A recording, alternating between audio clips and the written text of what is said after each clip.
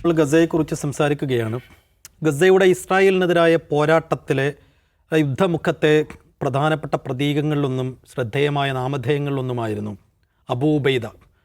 2005 ഇസ്രായേലിൻ്റെ പിന്മാറ്റത്തിന് പിന്നാലെയാണ് അബൂ ഉബൈദ ഒരു ഫ്രെയിമിലേക്ക് വരുന്നത്. ഹമാസിൻ്റെ പ്രധാന സ്പോക്ക് പേഴ്സൺസിലൊരാളായി കടന്നു വരുന്നു.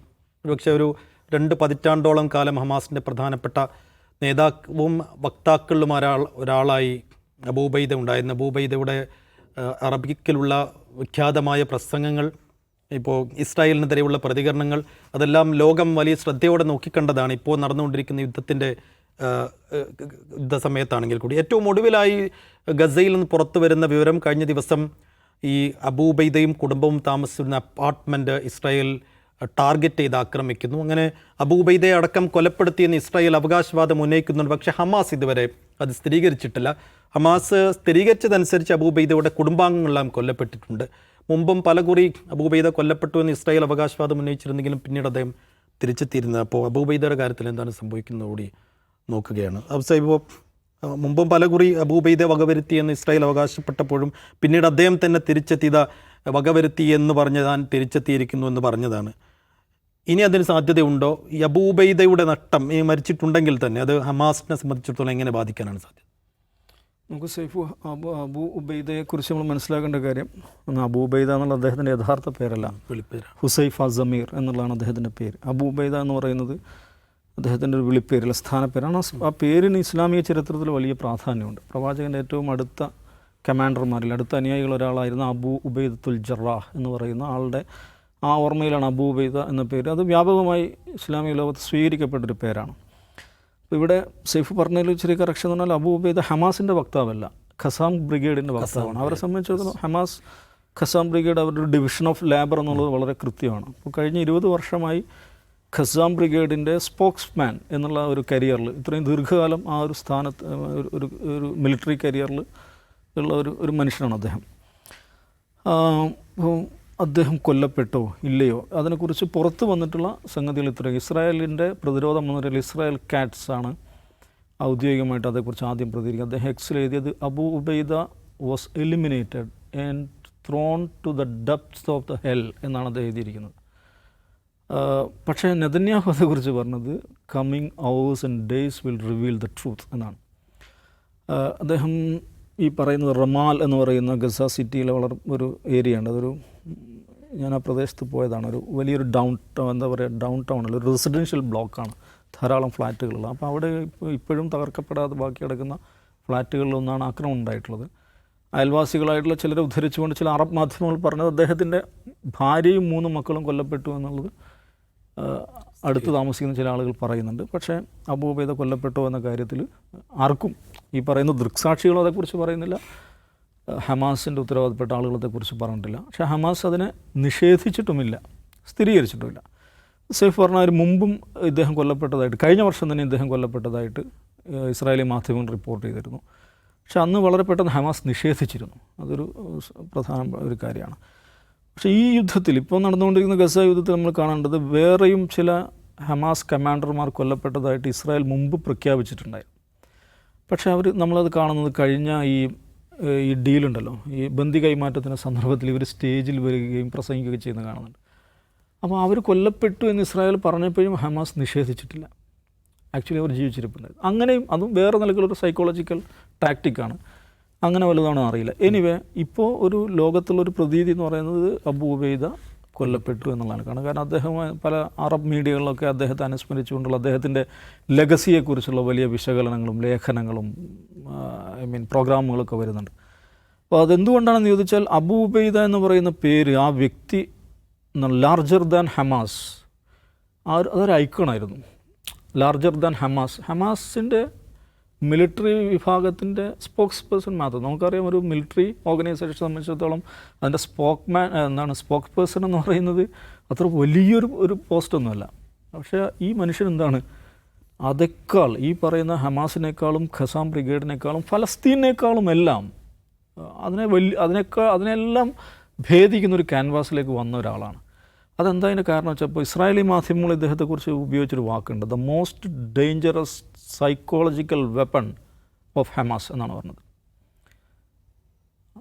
ഒരു സൈക്കോളജിക്കൽ വെപ്പണാണ്. എങ്ങനെയാണ് അദ്ദേഹം ഒരു സൈക്കോളജിക്കൽ വെപ്പണാകുന്നത്? അദ്ദേഹത്തിൻ്റെ പ്രഭാഷണങ്ങൾ തന്നെയാണ്. ആ പ്രഭാഷണങ്ങളെക്കുറിച്ച്, പ്രഭാഷണം എന്ന് പറഞ്ഞാൽ നമുക്കറിയാം ടെലിവൈസ്ഡ് സ്പീച്ചസ് ആണ് എല്ലാം, ഏതോ അജ്ഞാതമായ കേന്ദ്രങ്ങൾ റെക്കോർഡ് ചെയ്തിട്ടുള്ള പ്രഭാഷണങ്ങൾ പുറത്തേക്ക് വിടുകയാണ് ചെയ്യുന്നത്. അത് പുറത്തേക്ക് വരുമ്പോൾ ശ്രദ്ധിക്കണം, പല അറബ് നാടുകളിലും പ്രദേശങ്ങളിലൊക്കെ ഈ ഇദ്ദേഹത്തിൻ്റെ ടെലിവൈസ്ഡ് സ്പീച്ച് ടെലിവിഷനിൽ ലൈവായിട്ട് വരുന്നു എന്ന് കാണുമ്പോൾ ഫുട്ബോൾ മാച്ചുകൾ നിർത്തിവെച്ച അനുഭവങ്ങളുണ്ടായിട്ടുണ്ട്. ഫുട്ബോൾ മാച്ചുകൾ നിർത്തിവെക്കുന്നു, ഗാലറി മൊത്തം ഈ സ്പീച്ചിലേക്ക് തിരിയുന്നു, കളിക്കാർ അതിലേക്ക് തിരിയുന്നു, വിവാഹ ചടങ്ങുകൾ നിർത്തിവെച്ച, വലിയ വലിയ ഇവൻറ്റുകൾ നിർത്തിവെച്ച, അങ്ങനെയൊക്കെ രസകരമായിട്ടുള്ള സംഭവങ്ങൾ ഉണ്ടായിട്ടുണ്ട്. ഈ അറബ് ലിറ്റററി മാഗസിനുകളിൽ, അറബ് ലിറ്ററേച്ചർ ഈ സാഹിത്യ സർക്കിളിൽ ഇദ്ദേഹത്തിൻ്റെ പ്രഭാഷണങ്ങളെക്കുറിച്ചിട്ടുള്ള ചർച്ചകളും അക്കാഡമിക് പ്രബന്ധങ്ങൾ ധാരാളം വന്നു കഴിഞ്ഞു. പല നിലകൾ അദ്ദേഹം ഉപയോഗിക്കുന്ന ഫ്രേസുകൾ, അതിൻ്റെ പ്രത്യേകതകൾ എന്താണ്, അബൂ ഉബൈദയുടെ പ്രസംഗങ്ങളുടെ എന്താണ് ട്രാൻസ്ലേഷണൽ ചലഞ്ച്, അതിന് വിവർത്തനം ചെയ്യാനുള്ള വെല്ലുവിളികൾ എന്തൊക്കെയാണ് എന്നതിനെക്കുറിച്ചുള്ള പ്രബന്ധങ്ങൾ കാണുന്നുണ്ട്. അപ്പോൾ അസാധാരണമായിട്ടുള്ളൊരു വാക്ചാതുര്യം ആ മനുഷ്യനുണ്ടായിരുന്നു. കാരണം അറബി ഭാഷ അറിയുന്നവരെ സംബന്ധിച്ചിടത്തോളം അത് അത്യധികം ആകർഷകമാണെന്നാണ് പറയുന്നത്. അദ്ദേഹത്തിൻ്റെ പ്രഭാഷണങ്ങൾ, മിക്ക പ്രഭാഷണങ്ങളും തുടങ്ങുന്ന ഒരു വാചകമുണ്ട്, യാ ഷഅ്ബൻ അൽ അലീം, യാ ഹറാർ അൽ ആലം, എന്താണ്, to my great people, to all free people of the world എന്ന് പറഞ്ഞുകൊണ്ടാണ് മിക്ക പ്രഭാഷണവും തുടങ്ങുന്നത്. അപ്പോൾ കാച്ചി കുറുക്കിയ വാക്കുകൾ, ഭയങ്കര പ്രഹരശേഷിയുള്ള വാക്കുകൾ, വെയിറ്റുള്ള വാക്കുകൾ, പല നിലയിൽ പ്രവേഗ ശക്തിയുള്ള വാക്കുകൾ, ഇതൊക്കെയാണ് ഉപയോഗിച്ചുകൊണ്ടിരിക്കുന്നത്. അതിൻ്റെ മെറ്റഫർ, അതിൻ്റെ സിംബോളിസിസം, അതിൻ്റെ ചരിത്രപരമായിട്ടുള്ള, ആധ്യാത്മികമായിട്ടുള്ള, രാഷ്ട്രീയമായിട്ടുള്ള അതിൻ്റെ പ്രസരണശേഷിയുള്ള വാക്കുകളുടെ തമ്പുരാൻ എന്ന് നിശ്ചയമായിട്ട് വിളിക്കാവുന്ന ഒരാളായിരുന്നു. അത് പല നിലക്കുള്ള ചെയിൻ റിയാക്ഷൻസ് സൃഷ്ടിക്കാൻ ശേഷിയുള്ള വാക്കുകളാണ് അദ്ദേഹം ഉപയോഗിച്ചുകൊണ്ടിരിക്കുന്നത്. അപ്പോൾ അതുകൊണ്ടാണ് the most dangerous psychological weapon എന്ന് ഇസ്രായേലി മാധ്യമങ്ങൾ തന്നെ ഇദ്ദേഹത്തെക്കുറിച്ച് പറയാനുള്ള കാരണം. ഞാൻ അതിനെക്കുറിച്ച് കാണുന്ന ഒരു കാര്യം, ഇസ്രായേലിന് ഇപ്പോൾ അദ്ദേഹം കൊല്ലപ്പെട്ടു അല്ലെ ജീവിച്ചിരിക്കുന്നു എന്നുള്ളത് അപ്രസക്തമാണ്. അപ്പോൾ ഒരു മിലിറ്ററി ഓർഗനൈസേഷൻ സംബന്ധിച്ച് അതിൻ്റെ സ്പോക്മാൻ കൊല്ലപ്പെടുക എന്നുള്ളത് അതിഭയങ്കരമായ നഷ്ടമൊന്നുമല്ല. പക്ഷേ ഈ പലസ്തീൻ പോരാട്ടത്തിൻ്റെയും ഒരു സിമ്പലായിരുന്ന ഒരു മനുഷ്യൻ അന്തരീക്ഷത്തിലില്ല, അല്ലെങ്കിൽ എയറിലില്ല. അദ്ദേഹം ഓൺ എയറാണല്ലോ, ഇപ്പോൾ ഇല്ലയെന്ന് പറഞ്ഞാൽ അത് വലിയ ശൂന്യതയാണ്. പക്ഷേ അദ്ദേഹം ഇതുവരെ ഈ ഒക്ടോബർ 7 ശേഷം നടത്തിയിട്ടുള്ള പ്രഭാഷണങ്ങൾ അത് ഭയങ്കരമായ ഷെൽഫ് വാല്യൂ റീപ്ലേ വാല്യൂ ഉള്ള പ്രഭാഷണങ്ങളാണ്. അത് ഇസ്രായേലിനെ സൃഷ്ടിക്കുന്നത് പോലെയോ അല്ലെങ്കിൽ അതേക്കാളോ ആഘാതം സൃഷ്ടിക്കുന്ന യഥാർത്ഥത്തിൽ ആർക്കാണെന്നറിയാം? അറബ് ഭരണകൂടങ്ങൾക്കാണ്. അത് ശരിക്കും ഏറ്റവും അധികം കമ്മ്യൂണിക്കേറ്റ് ചെയ്യുന്നത് അറബ് പബ്ലിക്കിനോടാണ്. അദ്ദേഹത്തിൻ്റെ ഏറ്റവും ഒടുവിലത്തെ അവസാനമായി വന്ന ഒരു പ്രഭാഷണം അദ്ദേഹം പറയുന്നുണ്ട്, നോക്കൂ, ഈ കാണുന്ന കാര്യങ്ങൾ, മരിച്ചു വീഴുന്ന കുഞ്ഞുങ്ങൾ, ഞെട്ടറ്റ് വീഴുന്ന പൂക്കൾ, ഇതിൻ്റെ പേരിൽ നിങ്ങൾ വിധി ദിനത്തിൽ ദൈവത്തോട് മറുപടി പറയേണ്ടി വരുമെന്ന് അറബ് ജനതയോട് അല്ലെങ്കിൽ അറബ് ഭരണാധികാരികളോട് അദ്ദേഹം പറയുന്നുണ്ട്. അദ്ദേഹം അറബ് പബ്ലിക്കിൽ അത് വലിയ തോതിൽ കമ്മ്യൂണിക്കേറ്റ് ചെയ്യുന്നു. അങ്ങനെ കമ്മ്യൂണിക്കേറ്റ് ചെയ്യുമ്പോഴും നേർക്ക് നേരെ അറബ് ഭരണാധികാരികളെ വിമർശിക്കുകയോ അവർക്ക് വിഷമമുണ്ടാക്കുന്ന വാക്കുകൾ പ്രയോഗിക്കാതിരിക്കുകയോ ഒക്കെ ചെയ്യുന്നതിൽ ഭയങ്കരമായിട്ട് ശ്രദ്ധിക്കുകയും ചെയ്യും. ആരിലേക്കാണ് അത് കമ്മ്യൂണിക്കേറ്റ് ചെയ്യേണ്ടത്? അവരിലേക്ക് ശരിയാം വിധം കമ്മ്യൂണിക്കേറ്റ് ചെയ്യാവുന്ന വാക്കുകളാണ് ഉപയോഗിക്കുന്നത്. അതുണ്ടാക്കുന്നത് എന്താണെന്ന് ചോദിച്ചാൽ, അറബ് പബ്ലിക് എന്നുള്ളത് ഇന്ന് ഒരു ബോയിലിംഗ് പോട്ടാണ്, തിളച്ചു മറയുന്നൊരു പാത്രമാണത്. അതെപ്പോഴാണ് അതൊരു വിസ്ഫോടനത്തിൽ ഇസ്രായേൽ നിലനിൽക്കുന്നതിൻ്റെ 2 ന്യായങ്ങൾ, ഒന്ന് അമേരിക്കയുടെ പിന്തുണയാണെങ്കിൽ രണ്ടാമത് അറബ് ഭരണകൂടം അതിനോട് സ്വീകരിക്കുന്ന സമീപനമാണ്. അപ്പോൾ ഈ അറബ് ഭരണകൂടങ്ങളെ സംബന്ധിച്ച് അവരുടെ ഏറ്റവും വലിയ ചലഞ്ച് എന്താണ്? ഈ തിളച്ചു മറയുന്ന ജനതയാണ്. അകമേ ഫലസ്തീന് വേണ്ടി നിലകൊള്ളുന്ന തങ്ങളുടെ ഭരണകൂടം ഫലസ്തീന് വേണ്ടി കാര്യങ്ങൾ ചെയ്യുന്നില്ല എന്നതിൽ വലിയ പ്രതിഷേധാഗ്നി കൊണ്ടു നടക്കുന്ന വലിയ ജനസമൂഹം അവിടെ ഉണ്ട്.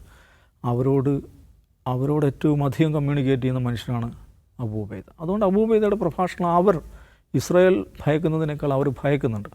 അപ്പോൾ ആ പ്രഭാഷണങ്ങളൊക്കെ അവിടെയുണ്ട്, ആ സംസാരങ്ങൾ അവിടെയുണ്ട്, ആ വാക്കുകൾ അവിടെയുണ്ട്. അസാധാരണമായിട്ടുള്ള പ്രഹരശേഷിയുള്ള ആ പ്രഭാഷണങ്ങൾ അത് നശിപ്പിക്കപ്പെടാൻ, അതിനെ കൊല്ലാൻ പറ്റില്ല, അത് നടന്നു കഴിഞ്ഞ കാര്യങ്ങളാണ്.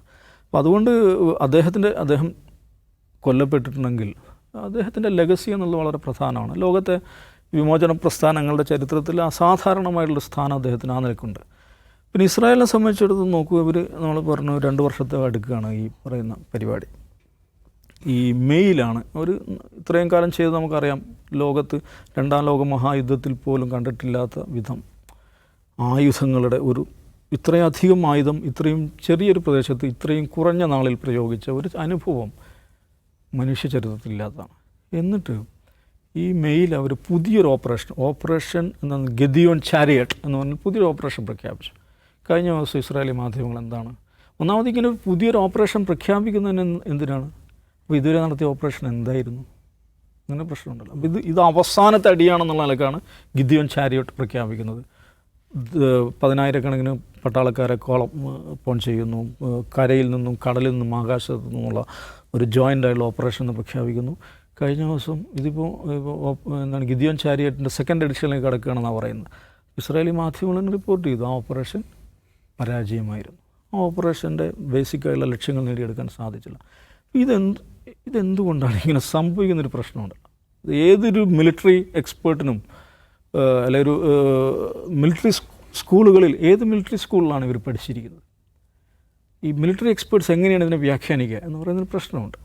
അപ്പം എന്തുകൊണ്ടാണ് ഇവർ തോൽക്കാതിരിക്കുന്നു എന്നുള്ളതാണ് ഏറ്റവും പ്രധാനമായിട്ടുള്ളത്. എന്തുകൊണ്ട് ഇവർ തോൽക്കാതിരിക്കുന്നു എന്ന് ചോദിച്ചാൽ അവരിൽ ഇൻസ്റ്റിൽ ചെയ്തിട്ടുള്ള ഈ പറയുന്ന ധാർമ്മികമായിട്ടുള്ളൊരു ബലമുണ്ട്, കരുത്തുണ്ട്. ആ ഒരു ധാർമ്മിക ബലം, കരുത്തും പോരാട്ടവീര്യവും അത് പകരുന്നതിലെ പ്രധാന സ്ഥാനീയനായിരുന്നു അബൂ ഉബൈദ എന്ന് പറയുന്നത്. അത് വളരെ പ്രധാനപ്പെട്ടാണ്. ആ നിലക്കുള്ള ഒരു ശൂന്യത പലസ്തീൻ പോരാട്ടത്തിൽ നിശ്ചയമായിട്ടും ഉണ്ടാകും. പക്ഷേ അവരുടെ ചെറുത്തുനിൽപ്പ് എന്നുള്ളത് അത് വിസ്മയകരമായിട്ടുള്ള ഒരർത്ഥത്തിൽ ഒരു മിറാക്കുലസ് ആയിട്ടുള്ളൊരു സംഗതിയാണ്. ഇനിയും കൂടെ മനസ്സിലാക്കണം, ഈ ഇസ്രായേൽ പ്രധാനമന്ത്രി അടക്കമുള്ള ഇസ്രായേലി നേതാക്കന്മാർ ഒന്നാകെ അഡ്മിറ്റ് ചെയ്യുന്നൊരു കാര്യമുണ്ട്. വി ലോസ് ദ പ്രൊപ്പഗാൻഡ വാറിൽ ഹമാസ് ഞങ്ങളെ തോൽപ്പിച്ചു കളഞ്ഞെന്ന് നെതന്യാഹു തന്നെ പരസ്യമായി സമ്മതിച്ച കാര്യമാണ്. എന്തുകൊണ്ടാണത്? ഇപ്പം സ്പെയിനിൽ നിന്നുള്ള പുതിയ ഫ്ലോട്ടിൽ പുറപ്പെടുകയാണ് ഗസയിലേക്ക്. ഡസൻ കണക്കിന് കപ്പലുകളുടെ ഒരു സംഘമാണത്. അപ്പോൾ ഈ നിലയ്ക്ക് ലോകതലത്തിൽ അമേരിക്കയിൽ കഴിഞ്ഞ ദിവസം വന്നൊരു സർവേ ഇപ്പം നമ്മുടെ മൂഡ് ഓഫ് ദ നാഷൻ പോലെ അവിടെ ഒരു സർവേ നടന്നത് കണ്ടില്ലേ? ചെറുപ്പക്കാർ 18-നും 24-നും ഇടയിൽ പ്രായമുള്ള ആളുകളിൽ 60% ഹമാസിനെ പിന്തുണക്കുന്നു. നോക്കൂ, അമേരിക്കയിൽ എന്തുകൊണ്ട് അങ്ങനെ ഉണ്ടാകുന്നു? അമേരിക്കയിലെ ലെഗസി മീഡിയയും അവിടുത്തെ ഭരണകൂടവും എല്ലാം ഹമാസിനെതിരെ ഇസ്രായേലിനോടൊപ്പം നിന്നിട്ടും അവിടുത്തെ പുതിയ തലമുറയിലെ 60% ഫലസ്തീനോടൊപ്പം എന്നല്ല കേട്ടോ, ഹമാസിനോടൊപ്പം എന്നാണ് റെസ്പോണ്ട് ചെയ്തിരിക്കുന്നത്. അപ്പോൾ ആ നിലയ്ക്ക് എന്തുകൊണ്ടാണ് സംഭവിക്കുന്നത്? അത് ധാർമ്മികമായ ക്ഷയം ഇസ്രായേലിനെ സംബന്ധിച്ചത് സംഭവിച്ചു കഴിഞ്ഞു. നിങ്ങൾ നൈതികമായി ശൂന്യരായി കഴിഞ്ഞിരിക്കുന്നു എന്ന് ലോകം അവരോട് പറയുകയാണ്. ആയുധത്തിൻ്റെ ബലത്തിലും അമേരിക്കയുടെ ബലത്തിലും മാത്രം കൊണ്ടുപോകുന്നൊരു കൂട്ടക്കൊലയാണത്. അതുകൊണ്ട് ഇത് അവസാനിപ്പിക്കാൻ പറ്റുമെന്ന് ചോദിച്ചാൽ 75 വർഷമായിട്ട് ഇസ്രായേൽ ശ്രമിച്ചുകൊണ്ടിരിക്കുന്ന കാര്യമാണ്. പക്ഷെ അത് ഫലസ്തീനുകൾ 3ാം തലമുറയിലെത്തിക്കഴിഞ്ഞു. 1ാം തലമുറയിലുള്ളതിനേക്കാൾ പോരാട്ടവീര്യം 3ാം തലമുറ കാണിക്കുന്നു എന്നുള്ളത് ലോകത്തൊരു സ്വാതന്ത്ര്യ ചരിത്രത്തിലും അല്ലെങ്കിൽ ഒരു അധിനിവേശത്തിൻ്റെ ചരിത്രത്തിലും അധിനിവേശ വിരുദ്ധ പോരാട്ടത്തിൻ്റെ ചരിത്രത്തിലും ഉണ്ടായിട്ടില്ലാത്ത അസാധാരണമായിട്ടുള്ളൊരു കാര്യമാണ്. ജിംസ്, സ്വാതന്ത്ര്യത്തിനും പരമാധികാരത്തിനും വേണ്ടിയുള്ള ഫലസ്തീൻ്റെ ഈ സ്വാതന്ത്ര്യ സമര പോരാട്ടങ്ങളിൽ അവിസ്മരണീയമായൊരു നാമധേയമാണ് ഈ അബൂ ഉബൈദ. അപ്പോൾ അബൂ ഉബൈദ കൊല്ലപ്പെട്ടെങ്കിൽ അത് ഹമാസിനുണ്ടാക്കുന്ന തിരിച്ചടി എങ്ങനെയാണ്? ഇസ്രായേലിനുണ്ടാക്കുന്ന നേട്ടം എങ്ങനെയാണ്?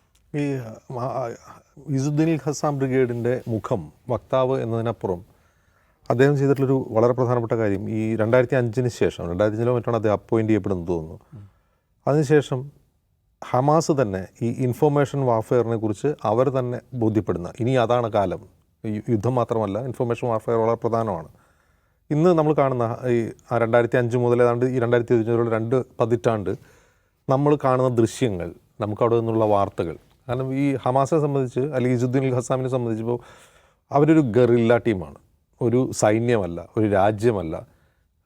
ഈ ഗറില്ല ടീമിൻ്റെ ഒരു പ്രശ്നം അതിൻ്റെ ഒരു രഹസ്യാത്മകതയായിരിക്കും ഏത് ഘട്ടത്തിലും. അവർ മുഴുവൻ സമയം യുദ്ധത്തിൽ ഏർപ്പെട്ടുകൊണ്ടിരിക്കുന്ന ഒരു ചെറിയ സംഘം, അതിൻ്റെ രഹസ്യാത്മകത, അതൊരു കേഡർ സ്വഭാവം ഉണ്ടാവും. അതിൽ നിന്നുള്ള വിവരങ്ങൾ പബ്ലിക്കിലേക്ക് വരാൻ വലിയ ബുദ്ധിമുട്ടാണ്. അവർക്ക് തന്നെ അവരെ റെപ്രസെൻ്റ് ചെയ്ത് പബ്ലിക് ഫോറത്തിൽ നിന്ന് ആളോട് സംസാരിക്കാൻ വലിയ ബുദ്ധിമുട്ടാണ്. അവിടെയാണ് ഇൻഫർമേഷൻ വാർഫെയറിൻ്റെ ചുമതല ഇദ്ദേഹത്തിനായിരുന്നു. ഇദ്ദേഹം തന്നെയാണ് അതെല്ലാം നിയന്ത്രിക്കുന്നത്. അവിടെ നിന്ന് വരുന്ന ക്ലിപ്പുകൾ, അവിടെ നിന്ന് വരുന്ന വാർത്തകൾ, വാർത്താശകലങ്ങൾ, റീലുകളെല്ലാം അതൊരു കോർഡിനേറ്റഡ് എഫേർട്ടാണ്.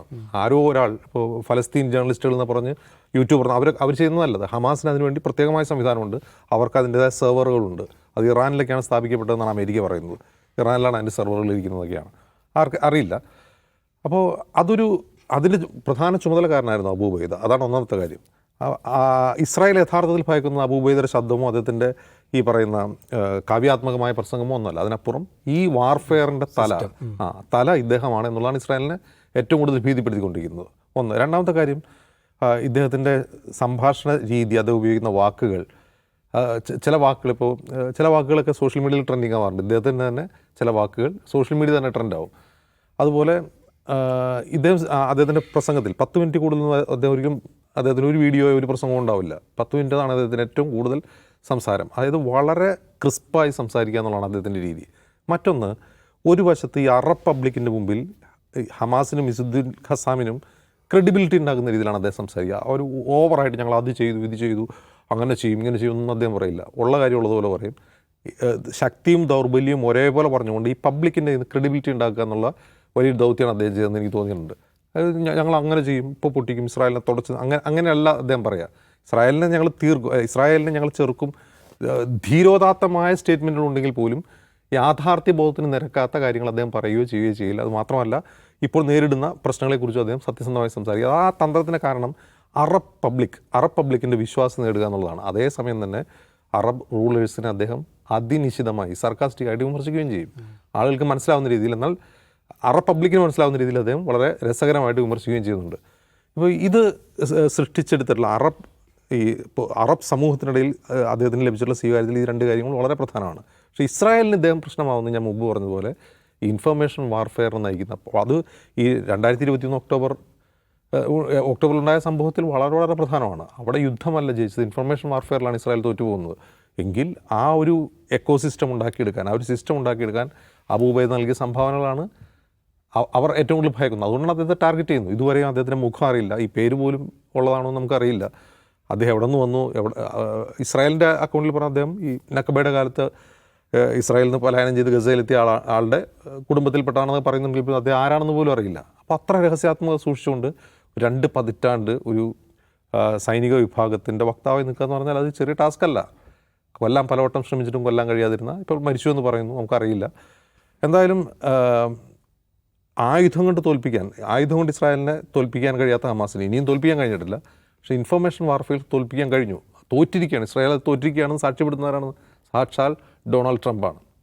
സ്വാഭാവികമായിട്ടും അബൂ ഉബൈദയെ അവർ കൊല്ലുമെന്നുള്ള കാര്യത്തിൽ തർക്കമില്ല.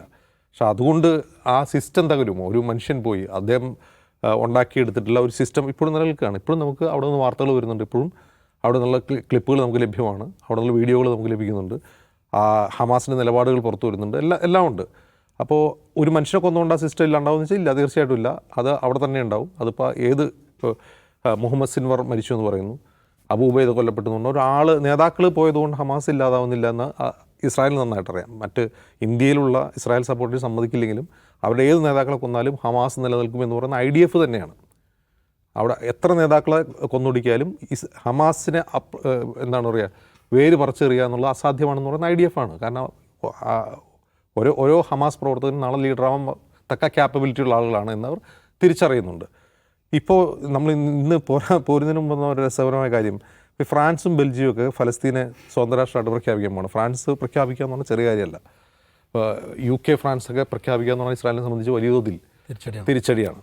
അപ്പോൾ ഇപ്പോൾ റോയിട്ടേഴ്സ് ചെയ്തൊരു വാർത്തയാണ്, അത് കൺഫേംഡ് വാർത്തയല്ല, സ്ഥിരീകരിച്ചിട്ടില്ല, ഇസ്രായേൽ പ്രതികരിച്ചിട്ടില്ല. വെസ്റ്റ് ബാങ്ക് അനക്സ് ചെയ്യാൻ തീരുമാനിക്കുകയാണ്, അതിനുള്ള ചർച്ച തുടങ്ങുകയാണ് നെതന്യാഹു എന്ന് പറയുന്നത്. ആലോചിച്ച് നോക്കുക, ഈ ഒക്ടോബർ മാസത്തിൽ നെസറ്റിലേക്കുള്ള തിരഞ്ഞെടുപ്പ് എടുക്കുകയാണ്, അവർ ഇലക്ഷൻ വരാൻ പോവാണ്. ആ ഇലക്ഷൻ നടക്കുമോ എന്ന് ഇപ്പോൾ ഉറപ്പില്ല, ആ ഇലക്ഷൻ്റെ ഔട്ട്കം എന്താവും നമുക്ക് ഉറപ്പില്ല. അപ്പോൾ ഈ വെസ്റ്റ് ബാങ്കിനെ ഇസ്രായേലിലേക്ക് കൂട്ടിച്ചേർക്കുക, വെസ്റ്റ് ബാങ്ക് വേറൊരു പ്രദേശമാണ്, വെസ്റ്റ് ബാങ്ക് ഉള്ളതുകൊണ്ടാണ് സ്വതന്ത്ര ഫലസ്തീൻ എന്ന് പറയുന്നത് വെസ്റ്റ് ബാങ്കിൻ്റെ ഉദ്ദേശമാണ്, ഗസ ഉദ്ദേശിച്ച് പോലുമല്ല. അപ്പോൾ അതുപോലും സാധ്യമാകാത്ത രീതിയിൽ വെസ്റ്റ് ബാങ്കിനെ പിടിച്ചടക്കാൻ പോവാണ്. അത് ലോകരാജ്യങ്ങളിൽ നിന്ന് വലിയ തോതിൽ എതിർപ്പുണ്ടാവും. അത് ഇപ്പോഴുള്ള സംഭവവികാസങ്ങൾ അത് ഏത് ദിശയിലേക്കാണ് കൊണ്ടുപോകാൻ നമുക്കറിയില്ല. അവർ സീരിയസ് ആയിട്ട് ചർച്ച ചെയ്യുകയാണ് വെസ്റ്റ് ബാങ്ക് പിടിച്ചടക്കാം എന്നുള്ളത്. ഞാൻ മുമ്പ് പറഞ്ഞ പോലെ തന്നെയാണ്, ഇത് ഈ വർഷം തീരുന്ന പ്രശ്നമല്ല, ഈ പതിറ്റാണ്ടിൽ തീരുന്ന പ്രശ്നമാണെന്നുള്ളതാണ് ഈ ചർച്ച. വെസ്റ്റ് ബാങ്കിലല്ലോ. അതെ. ശരി, എന്തായാലും അബൂബൈദയെ തീർത്തു എന്ന് പലവട്ടം ഇസ്രായേൽ അവകാശപ്പെട്ടതാണ്. പക്ഷേ വിസ്മയകരമായ അബൂബൈദ പിന്നീട് തിരിച്ചു വന്ന ദൃശ്യങ്ങൾ നമ്മൾ കണ്ടതാണ്. ഏറ്റവും ഒടുവിലായും അങ്ങനെ ഒരു അവകാശവാദം ഇസ്രായേൽ മുന്നോട്ട് വെക്കുന്നുണ്ട്. ശരിക്കും കൊല്ലപ്പെട്ടോ ഇല്ലയോ എന്ന് വരും ദിവസങ്ങളിൽ അറിയാം.